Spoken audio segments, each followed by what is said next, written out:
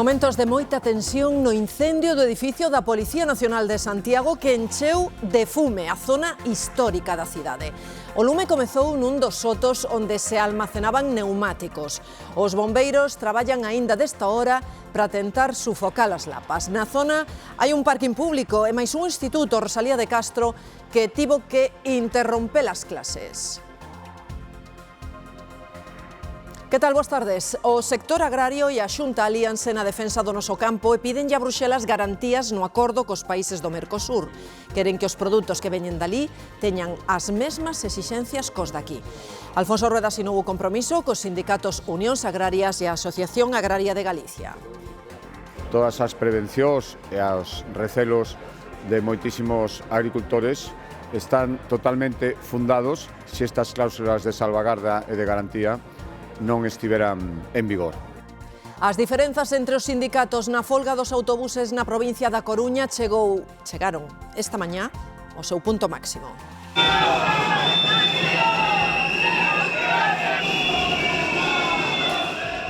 Pois este é o momento en que simpatizantes da CIGA, partidarios de prolongar a protesta, increpan e mesmo lanzan ovos aos representantes da UGT que acudiron negociar coa patronal.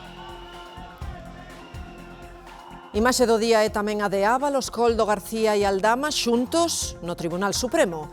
Os que foran estreitos colaboradores evitaron mirarse e Coldo incluso tapou durante boa parte da sesión o rostro cunha peza de roupa.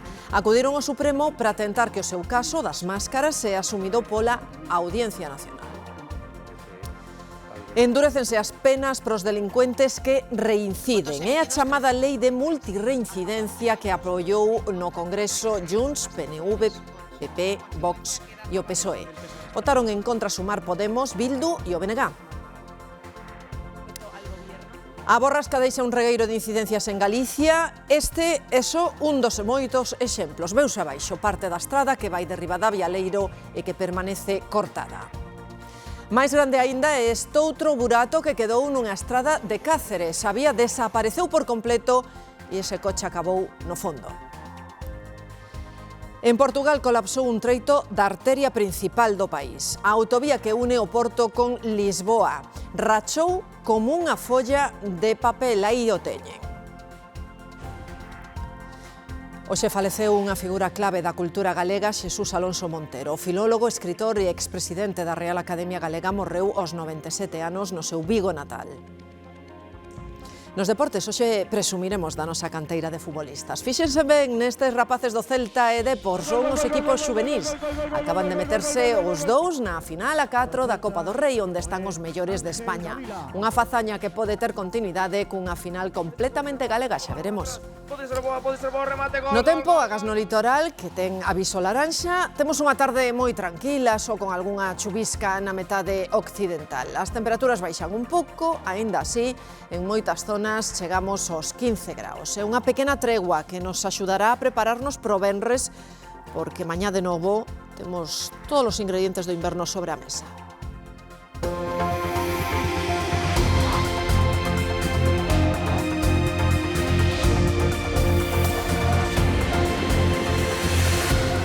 Os tractores seguen cortando a A52 en Galicia e van xa 15 días de protestas.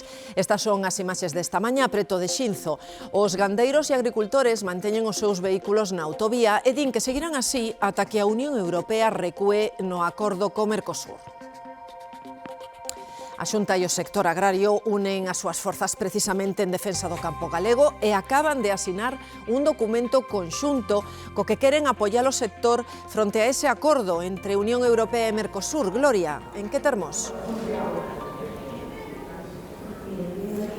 Sí, Marta, efectivamente un texto, un documento consensuado para que se entre en vigor ese acordo faga con todas as garantías. A Xunta e o sector piden que haxa controis en fronteiras para asegurar que todos os produtos que veñen de fora cumpran as mesmas exixencias que os de aquí á hora de ser comercializados. Ademais, o Goberno galego tamén lle pide a Bruxelas que non recorte os fondos europeos destinados ao agro e ao mar.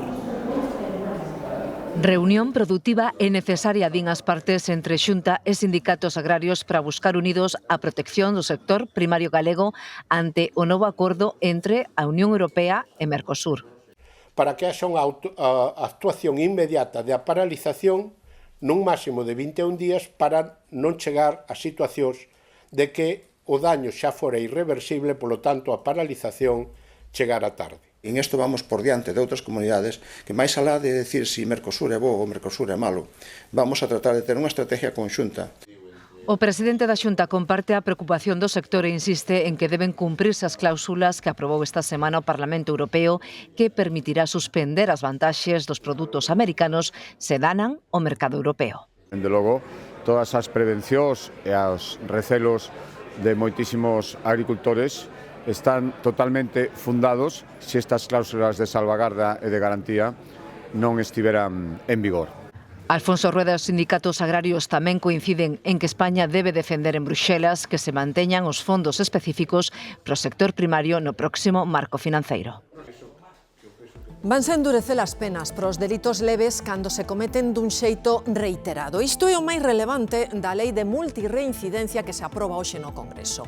Vemos o que cambia basicamente. Actualmente os furtos de menos de 400 euros pois teñen tan só unha multa. Coa nova lei implicarán cárceres e o delincuente comete máis de 3 delitos. Son ata 3 anos de pena de prisión. Tamén se prevé prohibirlles aos ladróns acudir ás zonas onde máis roubos se cometen. Esta lei tivo un apoio maioritario no Congreso, son 302 votos a favor, 36 en contra.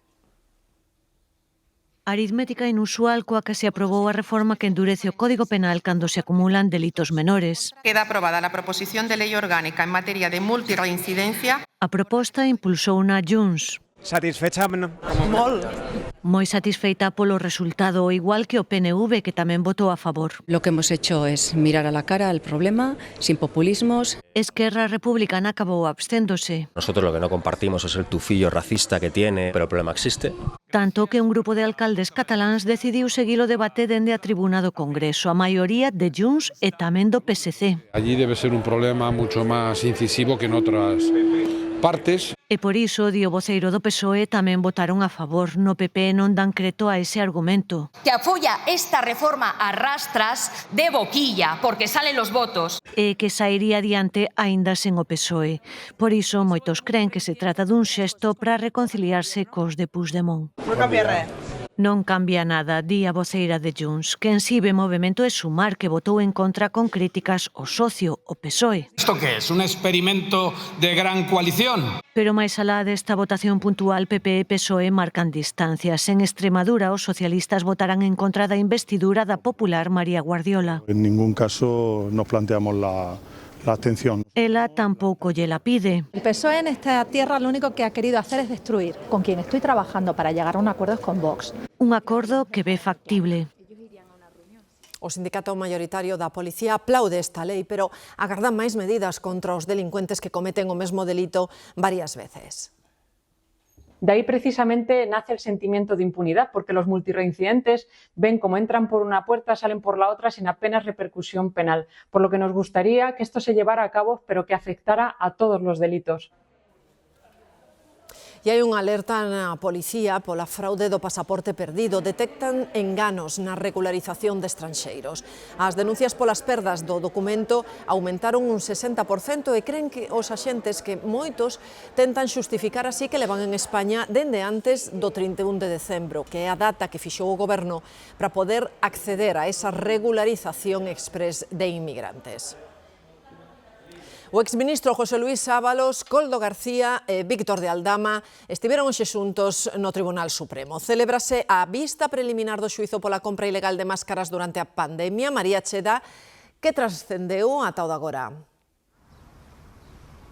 Pois sabemos que esa sesión está, Marta Darriba, a piques de rematar porque foron numerosísimas as alegacións por parte da defensa, tanto do exministro Ábalos como de Koldo García, dende a nulidade do xuízo ata un polígrafo ou un acareo entre Koldo e Víctor de Aldama. En fin, poucos ou nada de probabilidades teñen esas peticións de sair adiante, así que nos vindeiros días xa coñeceremos cando se vai celebrar este xuizo, previsiblemente durante o mes de abril. En canto á crónica estética, pois vímolos os tres por primeira vez nunha mesma sala, a un Ábalos e a un Coldo visiblemente desmellorado e non cruzaron ningunha soa mirada entre eles. De feito, Coldo García tentábase tapar dos medios de comunicación cunha prenda de roupa na cara e a imaxe do día, como dicías, un exministro do goberno de Pedro Sánchez sentado no banco dos acusados.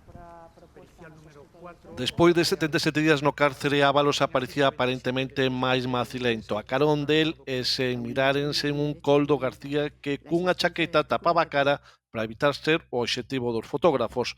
A dereita de Ábalos e con dous policías polo medio, Víctor de Aldama. Os tres asistiron a esta vista preliminar do xuízo pola compra de máscaras.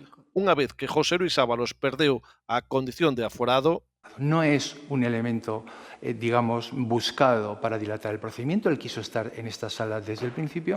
A súa defensa e a de Coldo García pediron que o xuízo se traslade á Audiencia Nacional e solicitan ao Supremo que pregunte ao Tribunal de Xustiza da Unión Europea se o xuízo se debe celebrar no Alto Tribunal ou na Audiencia Nacional. E mentres, si se pasa esta cuestión de competencia a la Audiencia Nacional, entiendo que el juicio ya no sería inmediato, el riesgo de fuga desaparecería y, por lo tanto, solicito la inmediata puesta en libertad de mi representado.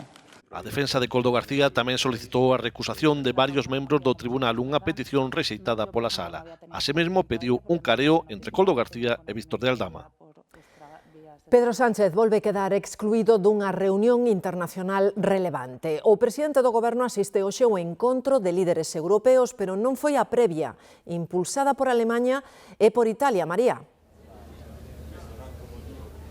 Sí, un precumio no que Alemanha e Italia escenificaron a súa boa sintonía. De feito, Giorgia Meloni falou esta mañá dun motor alemán italiano para dinamizar Europa. Un encontro previo ao que se sumaron finalmente ao redor de 15 líderes, entre eles o presidente francés e tamén a presidenta da Comisión. Pero, como dis, Pedro Sánchez non asistiu a esa cita e dende Moncloa tampouco explicaron os motivos. Agora sí, está participando neste retiro informal aquí no Castelo Aldenwiesen, a unha hora e media de Bruselas, e dende onde estamos traballando agora mesmo, como ven detrás de min, todos os xornalistas. Aquí os 27 teñen que debatir como reactivar a competitividade. Sobre a mesa, simplificar normas, atraer investimento e impulsar a innovación, e mesmo abren a porta a alianzas máis reducidas, unha Europa a varias velocidades para avanzar máis rápido. O obxectivo é claro, reforzar a produción europea e así reducir as dependencias. Veremos se logran un consenso.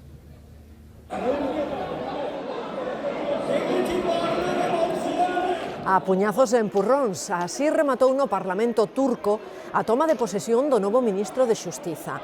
A oposición tentaba evitar que xurara o cargo, di que o seu nomeamento é inconstitucional porque aínda é fiscal. A sesión acabou suspendéndose. Un dos deputados rematou co nariz roto. O líder do PP, Alberto Núñez Feijóo, pide que por seguridade se revisen os 2.400 encoros que hai en España despois das últimas chuvias que afectan boa parte do Estado.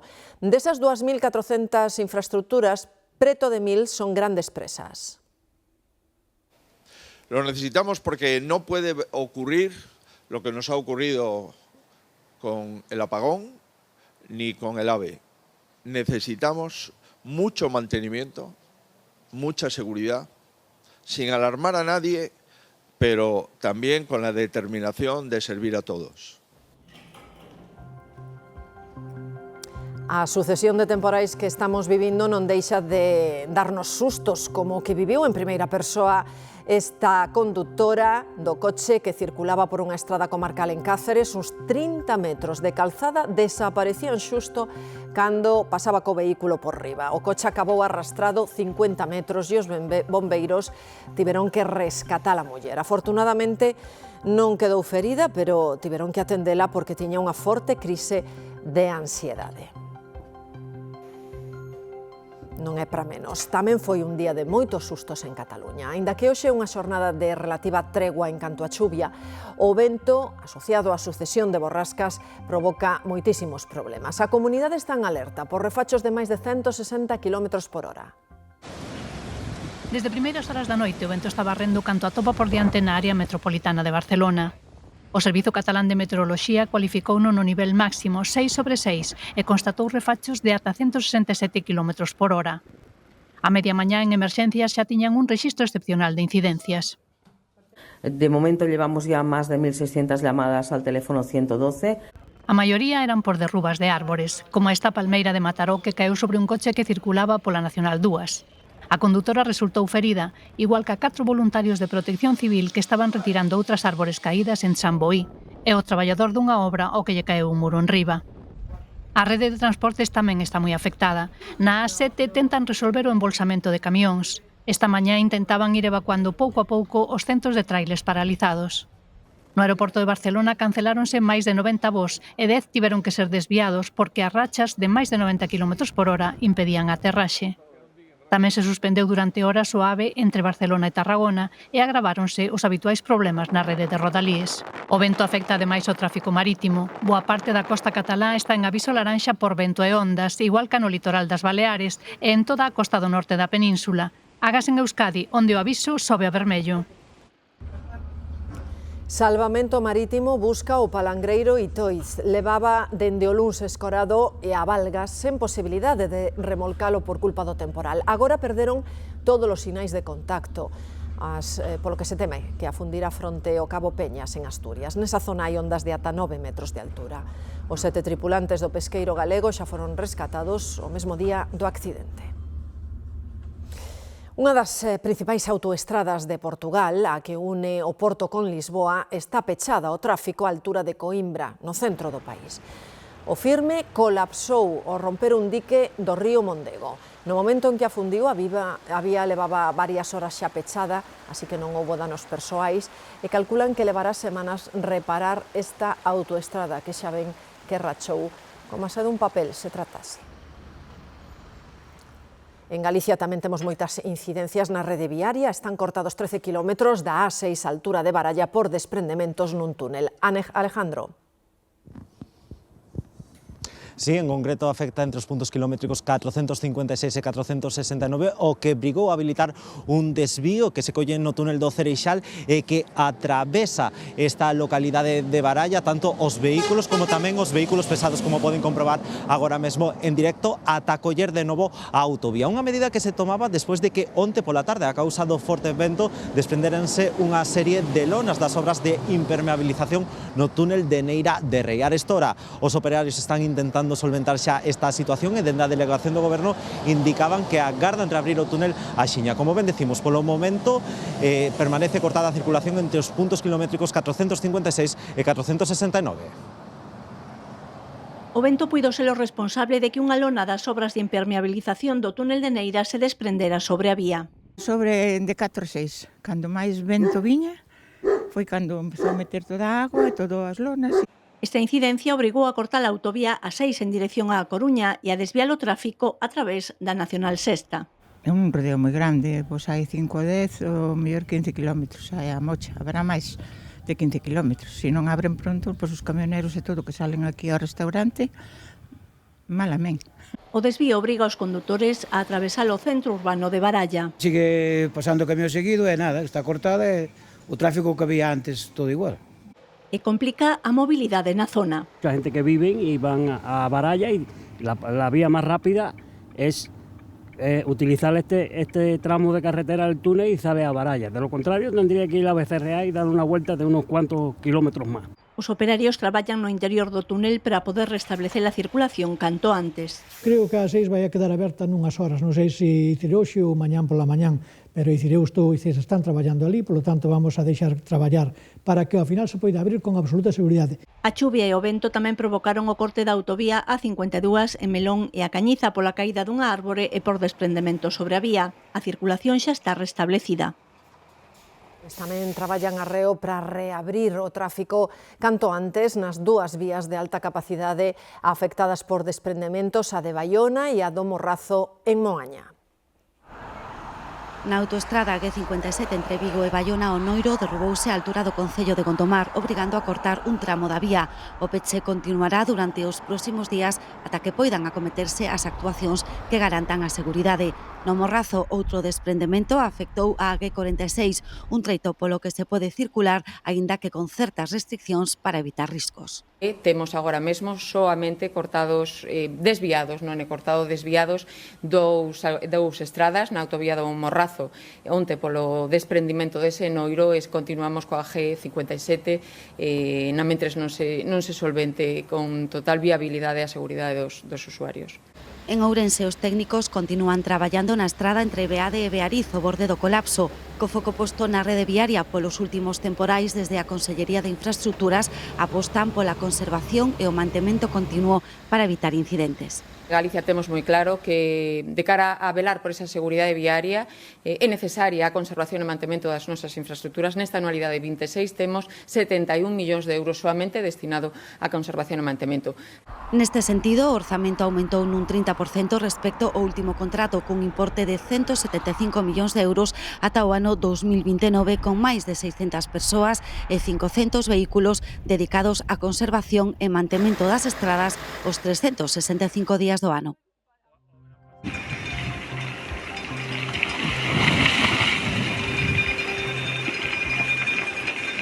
Pois xusto, captábamos ese momento en que se viña abaixo a estrada que comunica San Cristobo en Ribadavia con Leiro. A arestora está completamente cortada ao tráfico. O temporal afectou varias estradas provinciais de Ourense e seguen cortadas tamén dúas locais de Boborás. Tuvemos unha chamada de varios veciños e do alcalde do concello que nos alertaba de que caera un poste de tendido eléctrico, e cando chegamos aquí nos demos de conta de que o problema principalmente non era o poste, era que estaba fallando o terreno, que nos deu tempo suficiente e xusto para cruzar os coches e impedir a circulación. Uns momentos despois, pois xa prácticamente se derrubou o firme diante dos nosos pés. Así, en directo, viron como se desfacía polas intensas choivas a estrada provincial OU 0306 que une San Cristobo no concello de Ribadavia con Leiro. Foi unha suerte que se houbera cortado a carretera xusto nese momento, porque creemos que se chega a pasar outro vehículo máis, o mellor o resultado podría haber sido outro. E é un taluz, un precipicio bastante grande, ten uns 30 metros de desnivel. Que se cabía pouco pasaron o autobús o dos renos. Entón sí que sería fastidiado. Que iso é unha casualidade, iso é unha suerte que hai aí. Dende a Deputación de Ourense din que traballan xa para arranxar a estrada en canto se poida, pero está a piques de derrubarse enteira. Hueco que é moi grande, que abarca a mitad da carretera e a outra mitad está caendo. Ahora sabe Dios hasta cando estaremos así. E nós temos o servicio todo por aquí. Hai un nacente de agua por debaixo da estrada e foi o que foi horadando todo o terreno hasta que colapsou a estrada e se veu abaixo. Os temporais están facendo estragos nas vías, fochancas, bolsas de auga e buracos. Seguen cortadas tamén o tráfico as dúas estradas locais que colapsaron en Boborás. Preocupan tamén os estragos que poden causar os rebordamentos dos ríos. Arestora, 4 están en risco máximo. Xoel, cal é a situación neste momento? Pois agora mesmo un deses ríos que preocupa particularmente é este río Louro, que segundo a última actualización da Dirección Xeral de Emerxencias continúa en nivel vermello, é dicir, en risco máximo por rebordamentos. Non é solamente este río o que preocupa, pero aquí en Tui a situación continúa sendo complicada na leito deste río, porque, como poden ver, esa crecida, ese aumento do caudal de entre 5 e 10 veces o seu habitual levou a un aumento no nivel destas augas de entre 1,5 metros e 2 metros, que deixan, por exemplo, zonas como esta fluviais totalmente anegadas. Aquí, debaixo da auga, debería haber mesas de pedra ou tamén sendeiros que están totalmente somerxidos. Moita auga que segue correndo por este río e que deixa tamén totalmente cubertos os 3 arcos da ponte medieval da Veiga. O concello de Tui, como dicimos, con todo non é o único afectado polas crecidas. Nestes momentos, outros 3 ríos están en máximo nivel de alerta, son o Sil no Barco de Valdeorras, o Avia en Ribadavia e o Miño neste último concello e tamén no da Peroxa. Por iso, a Xunta, lembremos, mantén activo o plan especial ante risco de inundacións, o Inungal, en fase de preemerxencia. Nas últimas horas, Emerxencias atendía 800 situacións de risco, a maioría delas na provincia da Coruña.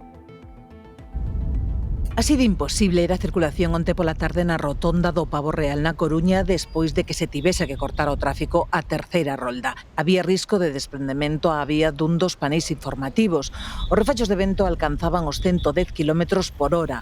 Así de diferente é o aspecto hoxe. A terceira rolda segue pechada ao tráfico mentres non se poida baixar a estrutura. En Noia, o vento arrincou uns 7 metros da varanda de madeira do paseo marítimo. Por sorte caeu cara a Ribeira cando estaba a marea baixa e puido ser recuperada sen ter que lamentar danos persoais. Vímolo onte, aí ás 8:30, que sempre vimos por aquí por esta zona, paseando, e vimos que este pedazo estaba caído, e imagino que estarán revisando todo o resto. Son días de moito traballo para o persoal de emerxencias, non só atendendo as múltiples incidencias, senón tamén facendo traballos preventivos para evitar males maiores. Hai que minimizar os riscos posibles que haxa, tanto en árboles en terra como en árboles na ribeira, que poden supoñer un risco ca marea alta se salen á ría para a navegación marítima que haxa, como é un risco vamos a tratar de sacalos para que non haxa incidencia ningunha sobre este tema. Os danos do ciclón foron tamén visibles en Abegondo. Alí se desprendeu a cuberta da piscina municipal que quedou moi danada. Unha semana de chuvia intensa como esta semana, retrasos no total un mes de obra por aí. E que o tren de Borrascas atasca a construción. O sector atravesa un dos invernos máis difíciles dos últimos anos porque a chegada continua de chuvia e vento impide que avancen cos traballos. En moitas obras hai días nos que non se pode facer apenas nada, Carlos. Os temporais complicanlles as cousas e moito tamén os que traballan no sector da construción.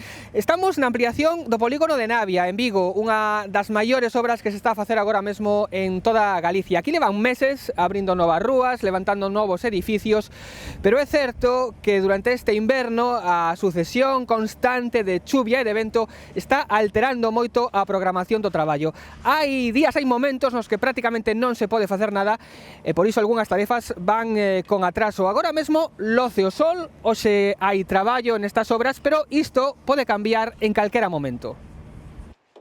Carpe diem, hai que aproveitar que hoxe non chove para pavimentar un anaco de rúa e do pouco que poden facer nesta obra. Esta gavia está parada e nesta excavación, de momento, teñen unha piscina. Os traballos fanse moi lentos. Todas as planificacións que temos previstas para facer os traballos pois non se cumplen porque ca chuvia non se pode traballar ao ritmo correcto.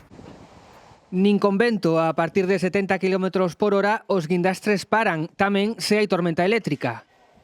Ao final hai que reprogramar traballos, o sea, temos que cambiar traballos que dependen da grúa, hai que pasar a facer outras cousas e ao final sí que ten afección importante ao plazo. Moitas veces prolongar ou mellor algo a xornada ou cambiar a xornada un pouco para non coincidir eso con esa sucesión de eventos. Complicalo moito o vento, coa grúa, a agua e despois estamos empezando con fase de albañilería que tampouco podemos avanzar como sea unha semana de chuvia intensa como esta semana, retrasos no total un mes de obra por aí. Mentres as bombas achican auga e aquí botan pedrullo para poder baixar. Hai que leválo, con roupa de agua se botas, non queda outra. Porque a veces tens que salir que non vai estar todo o día sin facelo. Porque na obra sempre hai algo que facer, aínda que algunha empresa xa pediu ampliación de prazo para rematar o seu traballo. Os que avanzan son precisamente eses visados que se conceden para edificar. Segundo os datos do Colexio de Arquitectos de Galicia, medraron nun 39% no ano 2025. Os que máis creceron foron os de edificios comunitarios fronte aos das vivendas unifamiliares. Empezou a entrar a xente para dentro toda a comisaría e empezaron a contarnos que veron un pouco de fume, mandaron deixar usar un pouco e cando nos dimos conta xa era toda a rúa humo. Pero non se dá respirado, cuidado, Fume, estivemos toda a mañana fumados. Temos feito un simulacro, pero bueno, a realidade sempre é un pouco diferente o simulacro. E que o fume é o que máis impresiona do incendio que se declarou esta mañá na comisaría da Policía Nacional de Santiago. Invade boa parte da cidade histórica e fai moi difícil respirar. O lume está controlado, pero van tardar en recuperar a normalidade na zona. Estamos en directo. Mercedes, cal é a situación arestora? Bos días, Marta. Pois segundo nos confirmou a comisaria uns minutos, sí que di que ese incendio está controlado, pero o intenso fume está complicando e moito as labores de extinción dos bombeiros. 4 dotacións de bombeiros traballan arestora no incendio, 21 efectivos, todos os do Parque de Santiago, incluso bombeiros que estaban de libranza, achegáronse aquí para prestar os seus servicios. A densa columna de fume, que como ven sigue saindo fume, dificulta moito a respiración. Un fume que a alcaldesa Goretti San Martín calificou de tóxico. Esta avenida Rodrigo de Padrón está cortado o tráfico e tamén os peóns só poden acceder os veciños residentes. O IE Rosalía de Castro, situado á beira desta comisaría, decidiu cancelar as clases pasadas a 1 do mediodía e tamén foi desaloxado o reitorado da Universidade nas instalacións de Fonseca e do Obradoiro. Uns 70 funcionarios foron enviados para casa. Tamén desaloxaron nas últimas horas a Biblioteca Xeral, situada tamén nesa praza de Fonseca, moi cercana a esta avenida Rodrigo de Padrón, onde está este incendio. Como ven, continúan os labores de traballo dos bombeiros arestora aquí. A alarma activou un traballador da comisaría contra as 10 da mañá ao ver un fío de fume saír do conducto de extracción. Parece que viña da planta -4, onde está a galería de prácticas de tiro. Se avisó a la dotación de bomberos que vinieron y como es en una zona donde hay afectación de neumáticos, pues el humo es tan escandaloso y produce tanta alarma. Os bombeiros tiñan que facer quendas para tentar atallar o incendio. Produce altísimas temperaturas e tamén un fume moi intenso. Por iso, pois, os bombeiros están se tendo que relevar para ir cada certo tempo a ventilar, sobre todo, a zona. Malia que por momentos puidemos ver laparadas da combustión de gases, o máis complicado foi ese fume intenso. Básicamente, fume que sale por os conductos de ventilación, se poñen en marcha automáticamente cando detectan ese fume, e unha vez que o extingan, seguir traballando. As instalacións foron evacuadas coa primeira alarma. Contan que se fixo tranquilamente. Daquela non parecía para tanto a cousa. Veron un pouco de fume, mandaron desaloxar un pouco, e cando nos dimos conta xa era toda a rúa humo. Todos saíron ben, sen danos persoais. Ademais de invadir o edificio, por momentos o fume fixo irrespirable o ambiente nas rúas próximas. Non se pode, pero non se dá respirado, Cuidado, Fume, estivemos toda a mañá afumados. Moitos tiraron de máscara e pecharon portas. O fume obrigou a evacuar tamén o reitorado e o Instituto Lindeiro coa comisaría. O incendio xa se deu por controlado. E temos novidades na investigación do accidente mortal nos Altamontes en Vigo en 2024. A xuíza chama a declarar o xefe da policía local. A súa declaración vai ser clave para aclarar se os axentes recibiron a orde de precintar a atracción. A declaración de Alberto Carballo, xefe da Policía Local de Vigo, será o día 26. Deberá aclarar unha das incógnitas do caso, se recibiron ou non a orde de precintar a atracción antes do accidente. Había un informe que así o aconsellaba. A acusación pediu a súa comparecencia como investigado tras a declaración da concelleira de Seguridade. Que seguimos sin saber por qué no se actuó. Esperemos que venga, llamaremos a la policía local y preguntaremos por qué no hicieron nada para impedir que funcionara la atracción. O goberno local mantén que a atracción non fora autorizada. A concelleira de Seguridade declaraba hai uns días, pero non aclaraba por que a atracción estaba funcionando. O dado las oportunas aclaraciones a lo preguntado por la jueza y la fiscalía y seguiremos colaborando en todo lo que ellos entiendan. No accidente perdía a vida Iván Castaño, un mozo de 36 anos que saía despedido do vagón que ocupaba coa súa parella ao romper un dos brazos mecánicos dos Altamontes. Ocorreu nas festas de Matamá no verán de 2024. A mala mar complica a busca do narco submarino que se sospeita descargou cocaína con destino ao Salnés. Descoñécese se puido sair da ría ou non recibir o combustible que lle levaba o bateeiro afundido no Grove. A falta de pistas do narcosumerxible. É difícil encontrar algo que as bateas se están movendo, hai moito mar. Toca reconstruir a ruta do gasóleo. Foi unha empresa de Noia que levou os vins ata o porto de Rianxo para subilos ao bateeiro contra as 2 da tarde. Pola hora, polo estado do mar, pola carga e tamén por quen ia a bordo, a manobra non pasou desapercibida. O gasóleo que é normal levase nos tanques, non se levan depósitos en riba. Pouca flota está salindo a faenar. Entón, claro, que salga un bateeiro vello. Dous de Rianxo, un estranxeiro, supostamente dunha república báltica no norte de Europa, cos vins ocupando toda a cuberta, cousa pouco habitual, botaron ría abaixo. A ruta que eles trazaron, supuestamente, é por donde vai indo esta flecha hacia a zona de Vilanova, e a colisión foi en esta zona. E esta zona é a salida da ría. Tal e como está o mar nesta zona ainda hoxe, sorte que bateron con esta batea, pero supostamente a intención era suministrar a un narco somerxible para unha travesía longa. Barállase que para unha viaxe de volta ao Brasil, de onde veñen a maioría destes artefactos, descoñécese o punto de encontro, pero moi lonxe non podían ir. Se van a suministrarlle combustible e naufragaron, non teño combustible, polo tanto non teñen moito margen de maniobra. Tampouco hai rastro da droga, aínda que por experiencias previas dase por feito que se descargou a 200-300 millas da costa e que xa está no Salnés, posiblemente por Cambados. Son hipóteses de traballo porque a investigación segue aberta e aínda está nos inicios. Caeu unha banda de 4 persoas que asaltou 3 bares en Navarra e a Rioxa. Para entrar utilizaban coches roubados que espetaban contra os locais e que despois queimaban para eliminar rastros. Se conduciron esta mañá pola AP9, quizáis os sorprendeu a dimensión dun control de tráfico que fixo a Garda Civil. Foi un control minucioso, intenso, que incluía velocidade, alcohol, drogas, papéis e control técnico do vehículo. Todo o tráfico que circulaba na AP9 en sentido Vigo a primeira hora da mañá era desviado cara á área de servizo, unha zona que permitía a seguridade necesaria para este control tan exhaustivo. Hola, buenas, caballero. Estamos realizando un control de transporte. A ver, permítame. Os axentes revisaron antes de nada os tacógrafos, preguntaron polas rutas, polas cargas. Usted cogió el semirremolque en Coruña. A ver, pareceme ben que se fan este tipo de controles, sobre todo por os excesos de condución ou non facer os descansos respectivos, non, para os dereitos de todos, sí. Temos dereito a descansar, levo todo anotado, levo unha libreta onde anoto todo o que fago, as paradas, os descansos. A folga de buses fixo que a maioría dos que pararon hoxe fosen camións e furgonetas. Fixéronlles control de alcohol e droga aos condutores. Revisaron que as cargas e as estivas fosen correctas.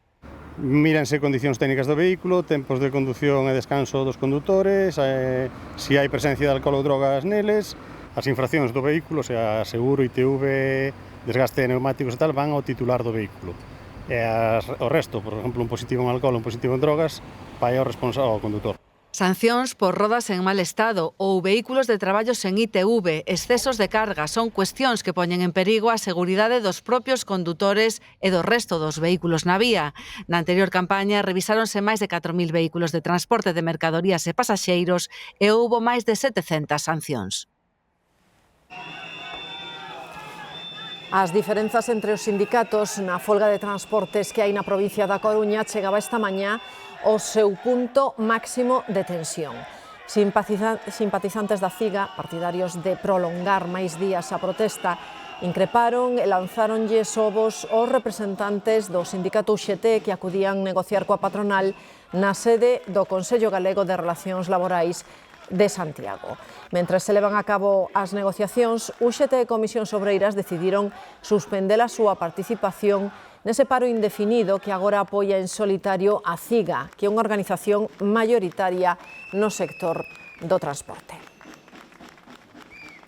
As dúas últimas chemineas da central térmica de Compostilla na comarca veciña do Bierzo son xa historia.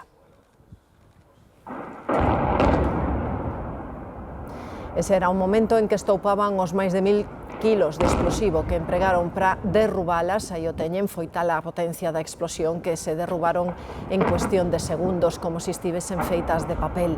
Tamén se derrubou a nave onde se descargaba o carbón. Os españois tiramos de media 14 kilos de roupa anual. Para darlle unha segunda vida, a empresa de inserción laboral A Roupa, que depende de Cáritas de Santiago, está construindo unha nova planta de reciclaxe na capital galega. Vai crear 132 empregos, a maioría deles de colectivos vulnerables.